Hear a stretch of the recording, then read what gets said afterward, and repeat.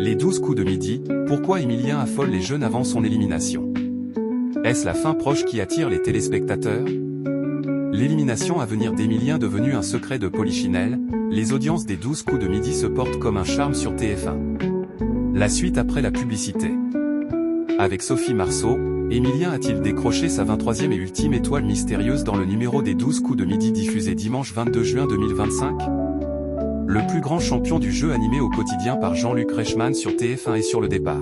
L'acteur de Léo Mattei ne cherche plus à taire les rumeurs et les confirme dans les interviews qu'il accorde. Il est maintenant acté qu'Emilien ne passera pas l'été.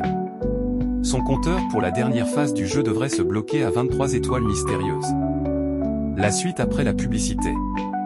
Les jeunes téléspectateurs scotchés par Emilien. Néanmoins, Emilien a pulvérisé tous les records de la compétition de culture générale et il est peu probable de voir un candidat dépasser l'étudiant en histoire, qu'il s'agisse du nombre de participations, de la cagnotte, des étoiles mystérieuses ou encore des coups de maître décrochés.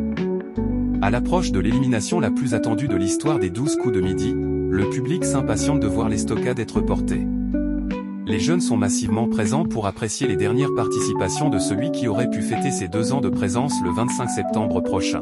Le vendredi 20 juin, la nouvelle victoire du maître des maîtres de midi a été appréciée par 62% des 15-24 ans présents devant leur poste de télévision à l'heure du déjeuner.